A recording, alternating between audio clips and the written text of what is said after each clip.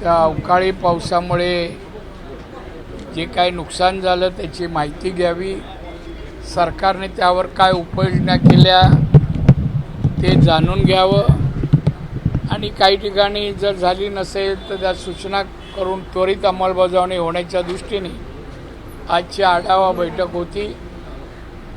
रत्नागिरीमध्ये तसा अवकाळी पावसामुळे फार मोठं काय नुकसान झालं नाही आहे। 2 व्यक्ती गेल्या, त्यांच्या कुटुंबांनाही एकाला मदत पोचली, एकाला आज उद्या पोचेल, त्यामुळे ती तक्रार नाही आहे। बाकी रस्त्याचे वगैरे कामं यामध्ये या पावसामुळे थोडा विलंब होणार, कारण पाणी तुंबल्यामुळे कामं करू शकत नाही, पण ही गतिमान रीतीने पाऊस थांबताच कामं व्हावी या दृष्टीने मी तशा प्रकारचे त्यांना तशा प्रकारचे आदेश दिलेले आहेत। एकंदरीत या जिल्ह्यामध्ये अवकाळी पावसाच्यामुळे फार काय असं नुकसान झालेलं नाही, अल्पसं आहे आणि त्याला आमचं प्रशासन उत्तमरित्या सामोरं जात आहे असं अशा प्रकारची माहिती। मुंबई गोवा महामार्ग आणि लांजाच्या रस्त्याच्या ह्याच्यात रत्नागिरी जिल्ह्यात फार मोठा प्रॉब्लेम निर्माण झाला। नाही काय आमचे सभेचं काही वृत्त ऐकल्यानंतर काय पत्रकारांना असं वाटतं, आता त्या रस्त्याने मी आलो आणि त्या कॉन्ट्रॅक्टर कोण आहे, डिले का होते, मीच प्रश्न उपस्थित केले आणि त्यामुळे अधिकाऱ्यांनी मी संबंधित कॉन्ट्रॅक्टर आणि अधिकारी यांच्याशी परत भेटतोय 8 दिवसात आणि गतिमान रीतीने रस्ता व्हावा, मला टाईम लिमिट द्यावा की बा एवढ्या दिवसानंतर ब्रिज आणि रस्ता लांजाचा पूर्ण होईल, हे मी त्यांची बैठक घेतल्यानंतर तो दिवस जाहीर करेन।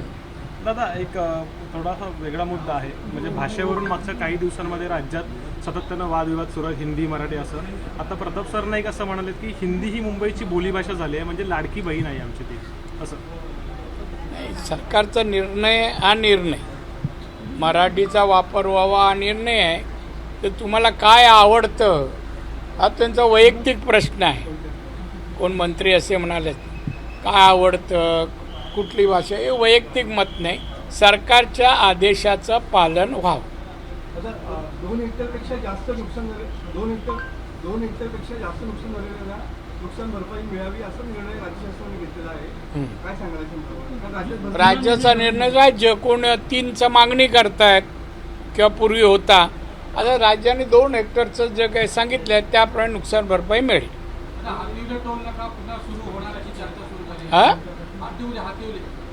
नाही, चर्चा सुरू आहे, त्याला मी काय उत्तर देणं बांधील नाहीये, मला माहित नाही, मी माहिती घेऊन सांगेन। सर, विमानतळाचा प्रश्न कितपर्यंत आलाय? हो नाही, मला त्याची माहिती घेतो, पालकमंत्र्याला विचारलं ना तुम्ही, आता परवा तर सभा झाली, विमानतळ वगैरे, तुम्हाला कुठे विमानतळ पाहिजे, तुम्ही रत्नागिरीच्या कुठे जाणार आहात? कल्याणच्या एका पुलावरून मनसे आणि शिवसेना शिवसेना कल्याणच्या एका पुलावरून अर्धवट कामावरून मनसे आणि शिवसेना एकत्र येऊन लढतायत, आंदोलन करतात, ही पुढची एकत्र येण्याची नांदी आहे। मी याच्यावर उत्तर बोललेलो आहे, ती नांदीचं काय फरक पडणार? मी काय म्हणालो, 20+0 बरोबर किती? भाजप 134 आणि तिघांचे मिळून 200 आमदार या आमच्या देवेंद्र फडणवीस मुख्यमंत्री आहेत, त्यांना पाठिंबा आहे, काय फरक पडत नाही। आता महानगरपालिकेच्या निवडणुका येऊन घातलेल्या आहेत, कसं चित्र बघता? कारण का मुंबई महानगरपालिकेकडे पूर्ण महाराष्ट्राचं लक्ष या ठिकाणी लागून राहिलेलं काय लागलं, कशासाठी? मुंबई महानगरपालिका नाही, ते उद्धव ठाकरे उभाटा आणि राज ठाकरे याच्यासाठी लक्ष लागून राहिले, काय फरक पडत नाही। भाजप सहित जी काय युती की आघाडी होईल ते जिंकणार, किंवा भाजप एकटं लढलं तरी जिंकणार, कोणाचं काय फरक नाही। त्यामुळे काय तुमच्या यूट्यूबवर त्याच्या बातम्या देऊन काय होत नाही, ताकद वाढत नाही। लोकांना देश कोणी सांभाळला, विकास देशाचा कोण करत आहे, कोणाची कॅपॅसिटी आहे, हे पाहून लोक मतदान करणार, शून्य झालेत मतदार आणि मुंबईचे जास्त। एबीपी माझा, उघडा डोळे बघा नीट।